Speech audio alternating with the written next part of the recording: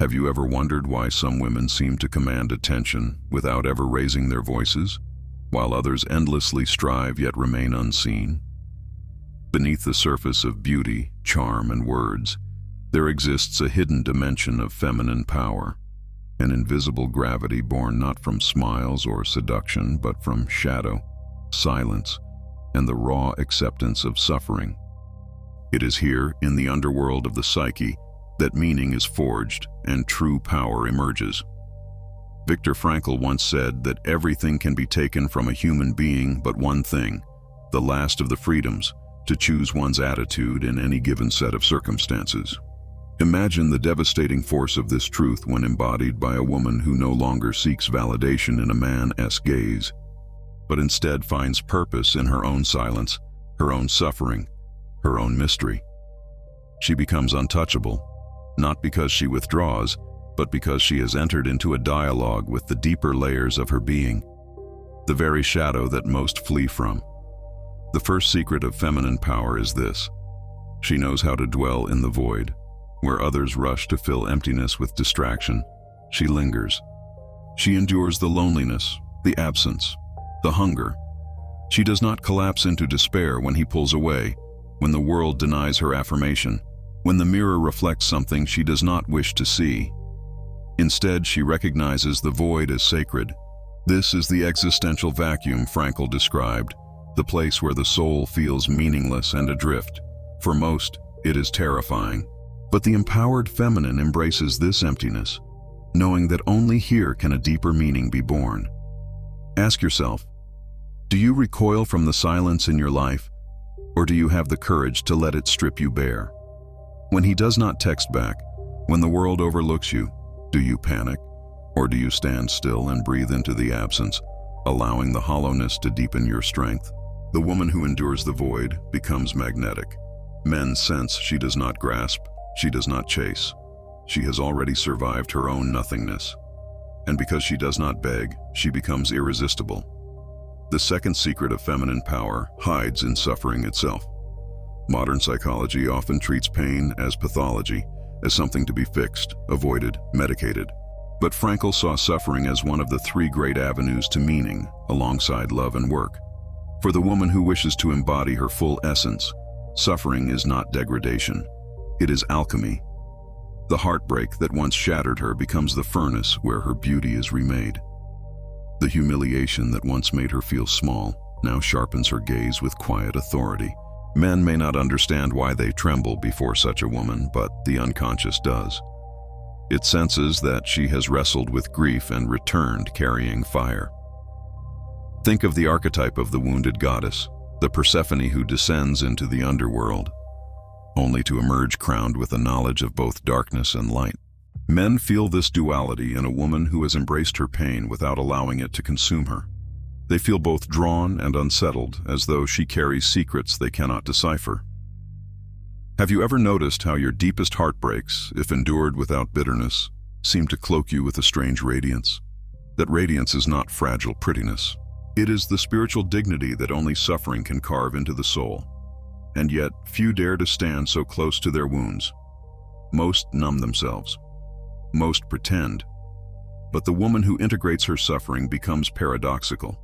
She radiates tenderness while emanating danger, compassion mixed with indifference. She has tasted despair, and so she no longer clings desperately to promises of forever. She knows forever can vanish in an instant. This knowledge, instead of making her cold, gives her warmth with boundaries, fire with silence. The third secret lies in her relationship to desire. The ordinary feminine attempts to please, to be chosen, to be enough. The shadow feminine knows that desire is not satisfied by giving, but by withholding, not in cruelty, but in detachment. She does not need to respond to every message. She does not need to fill every silence with words. She lets him wait. She lets him wonder. She lets him ache. And in that ache, meaning is born. For desire thrives not in gratification, but in distance. Frankl observed that love reveals the unique essence of another human being, the irreplaceable core that cannot be exchanged. The empowered feminine embodies this by refusing to make herself replaceable. She does not cheapen her essence by overexposure. Like a hidden flame glimpsed through cracks, her presence must be earned. Men may resist this truth, but their longing betrays them. What is too available loses its allure. Only the mysterious sustains obsession. Do you have the courage to stop over-explaining, to stop chasing, to let your absence speak louder than your presence? Men will call you cold. They will call you difficult. But beneath their complaints lies obsession, because the shadow feminine awakens in them a question they cannot answer. And a question, as Frankl reminds us, is where life demands our response. The first 3 secrets already open a dangerous path: to dwell in the void, to transmute suffering, to wield detachment as power. Yet 2 more remain, hidden even deeper in the shadow. They will demand more of you than beauty, more than charm. They will demand your death, ego death, and your rebirth into freedom. Most women seek to be understood. The deeper feminine does not. She seeks instead to be felt, to be intuited, to be encountered as mystery. This is the 4th shadow secret of feminine power. She rules not through clarity, but through ambiguity. The masculine mind craves answers, definitions, and certainty. Yet it is precisely the refusal to be fully deciphered that binds his attention to her presence. Viktor Frankl insisted that life does not owe us answers, it asks us questions. Meaning is not handed to us. It must be wrestled from suffering, responsibility, and choice. The woman who embodies this truth refuses to be reduced to simplicity. She knows that once she is fully explained, she is no longer desired. Instead, she confronts the masculine with the same riddle life confronts every soul with. Who are you in relation to me? What will you choose? In this way, she becomes not an object of pursuit, but a living mirror in which a man sees his own freedom and failure reflected back. Consider how silence affects those around you. When you withhold explanation, when you leave space between your words, when you allow the gaze to linger without reassurance, something stirs in the other. Anxiety, fascination, frustration, longing. These are not weaknesses. They are openings. They are the cracks through which desire slips in. By embodying ambiguity, the feminine echoes the very structure of existence. Uncertain, fragile, profound. And through that uncertainty, meaning is made. But beware, the temptation is strong to fill every gap with noise, to clarify every misunderstanding, to soothe every fear. Yet Frankl reminds us, suffering ceases to be suffering when it finds meaning. Do you see the paradox? By refusing to immediately ease the discomfort of others, you allow them to experience the suffering that awakens meaning. When a man cannot easily categorize you, when he suffers from not knowing, you become the catalyst for his transformation. His frustration is his initiation. The 5th shadow secret is the most dangerous, for it asks of you what few are willing to give up. The attachment to your ego's survival. This is the secret of ego death and transcendence. Most women live chained to their identities. The role of the beautiful one, the nurturing one, the pleasing one. They exhaust themselves maintaining these masks, terrified that without them, they are nothing. But the shadow feminine knows the truth. Freedom is found in letting the mask burn. Frankl observed in the camps that those who survived were not always the strongest, but those who could let go of their previous identities. The professor who became a shovel bearer, the mother who became a silent witness to death, the woman who abandoned vanity and lived only for one more day.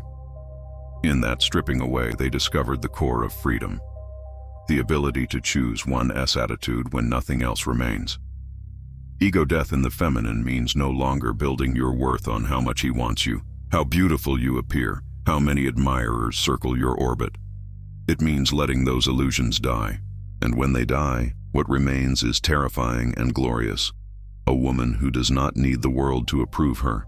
A woman who is not afraid to be disliked, misunderstood, or left alone. A woman who has stared into the abyss and whispered, "I am still here."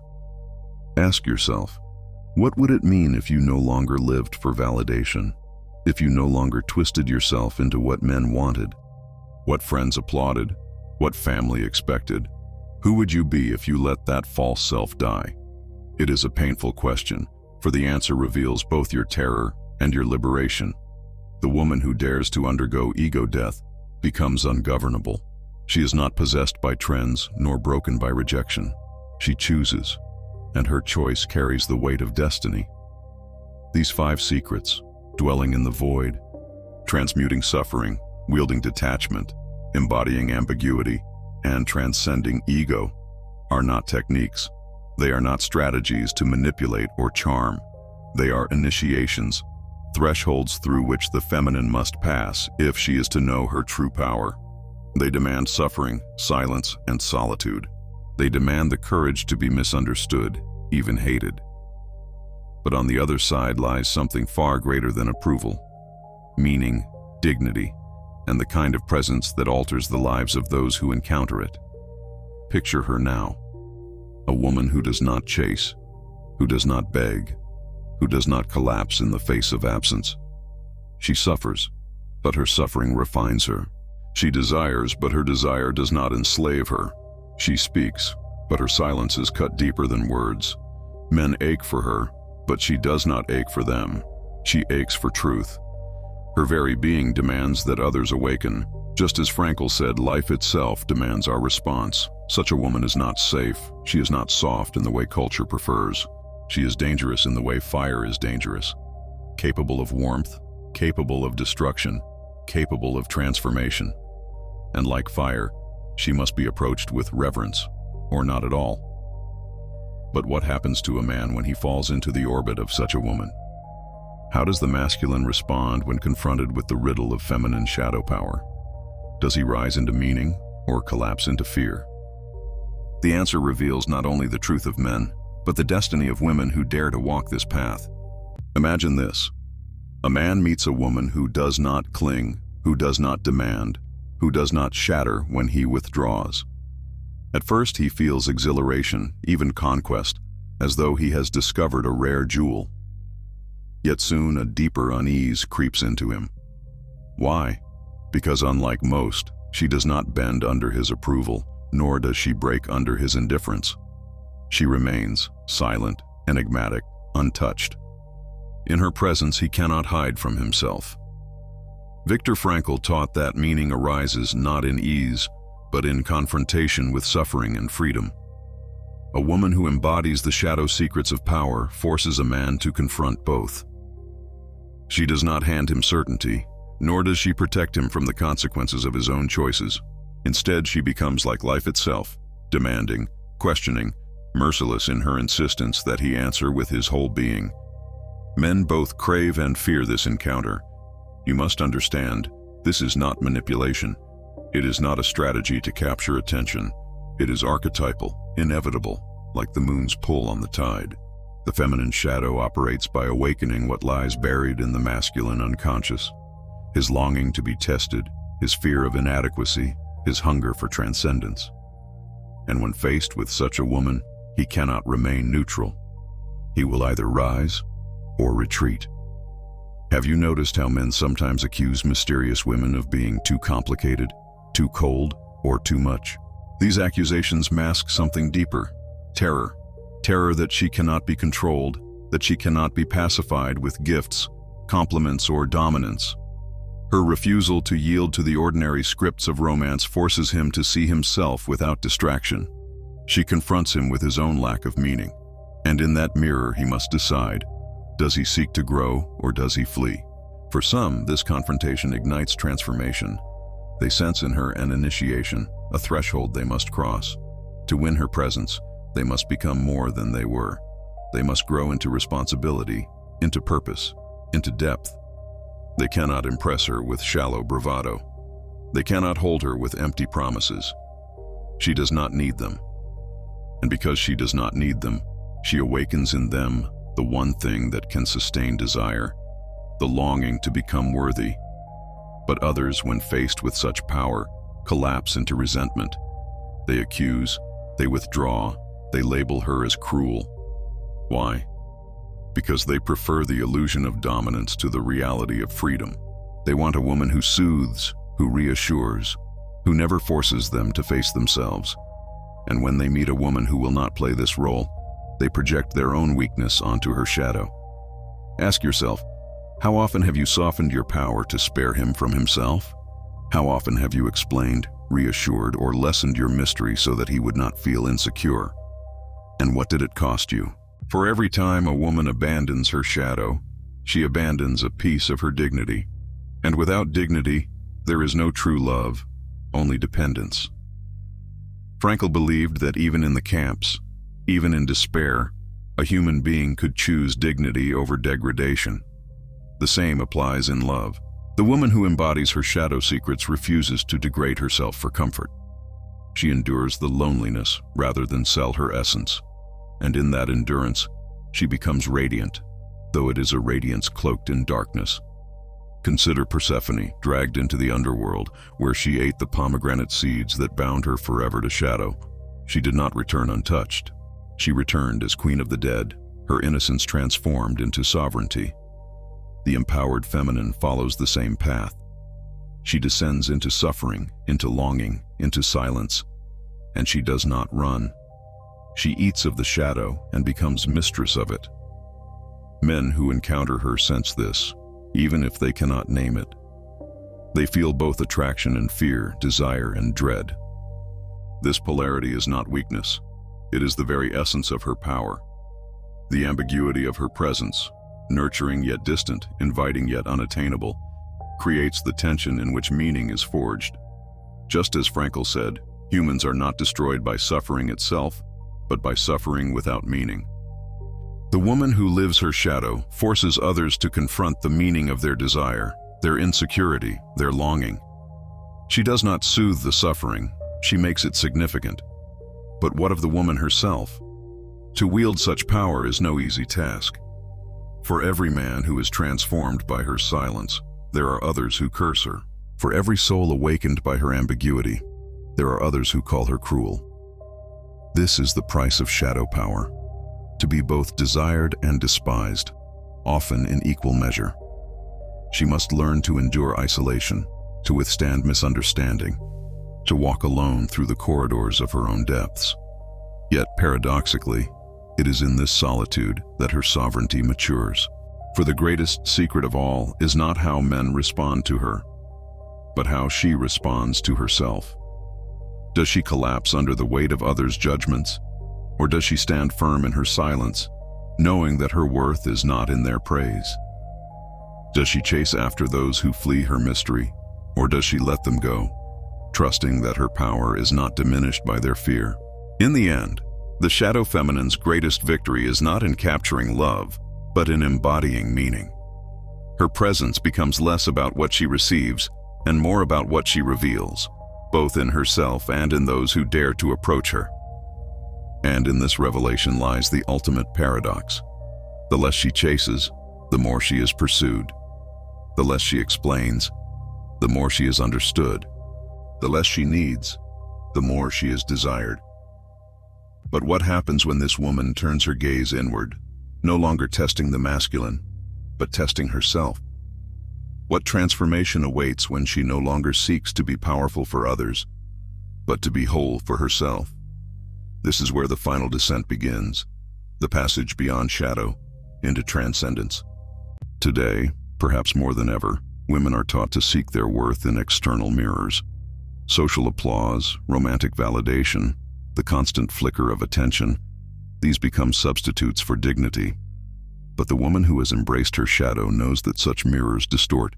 They are funhouse reflections, ever shifting, never stable. True power begins when she smashes those mirrors and stands unreflected, confronted only with herself. Viktor Frankl insisted that meaning is never given. It is discovered, and always through responsibility. In the silence of being unseen, a woman must decide, will she abandon herself for recognition, or will she remain anchored in her own essence? This choice, repeated again and again, births a sovereignty deeper than any crown. For crowns can be taken, but meaning cannot. The woman who endures this inner exile becomes more than attractive. She becomes archetypal, a living embodiment of the eternal feminine mystery that civilizations have both worshipped and feared. This is why she no longer chases. She has walked through abandonment, through rejection, through the cold corridors of invisibility, and she has not perished. Her power comes not from being adored, but from having survived being ignored. Every time she sat in silence, every time she allowed absence to hollow her out without filling it with cheap substitutes, she carved a throne within herself. And now she sits upon it, serene, untouchable.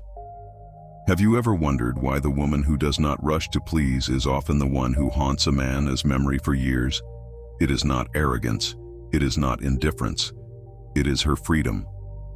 Freedom to walk away, freedom to withhold, freedom to live unchained. Men may not confess it, but they feel it in their bones. Such a woman is not captive to their approval, and therefore she cannot be owned. And what cannot be owned becomes unforgettable. But the deeper revelation is this: her freedom is not even about men, it is about life itself. Frankl said that life is not primarily about what we expect from it, but about what life expects from us. The woman of shadow power embodies this truth. She does not wake each morning asking, "Will I be loved?" She asks, "What does life demand of me today? What responsibility awaits me in this moment?" Sometimes the answer is to endure suffering with dignity. Sometimes it is to offer tenderness without assurance of return. Sometimes it is to walk away, even when staying would soothe the ache of loneliness. Her compass is not comfort, it is meaning, and this compass transforms her very aura. She no longer walks as prey, scanning for who might choose her.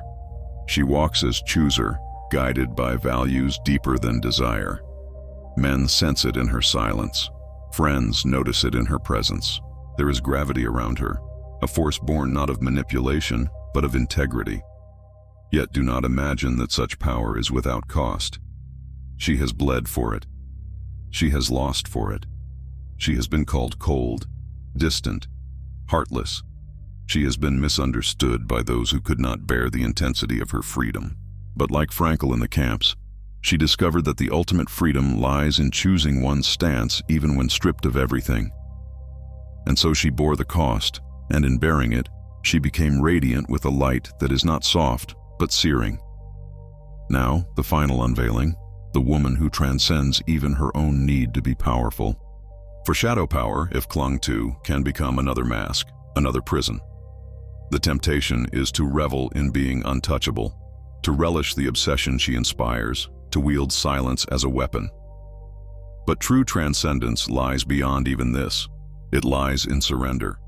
Not surrender to men nor to society, but to the flow of existence itself.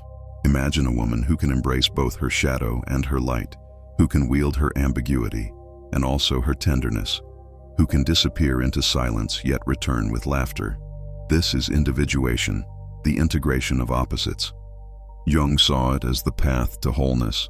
Frankl saw it as the triumph of meaning over despair. Such a woman is not trapped in being the mysterious enchantress, nor the nurturing mother, nor the alluring muse. She is all and none. She is free. And freedom, not power, is the ultimate seduction. The woman who has transcended her need to control is the one who chooses with clarity, who gives without fear, who loves without begging. Men no longer unsettle her, because she has already met the deepest shadow within herself. Life no longer terrifies her, because she has already accepted suffering as her teacher. She is no longer possessed by desire, because she knows desire will come and go like seasons. She has become sovereign, not by ruling others, but by ruling herself. The question then turns to you.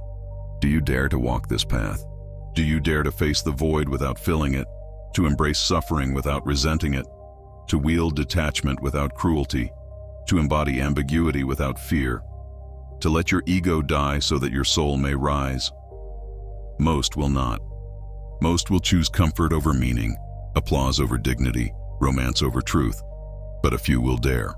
And those few will discover that the greatest secret of feminine power is not in being wanted, but in being free. And so the final words settle like embers in the silence. The woman who knows her worth doesn't chase, she chooses.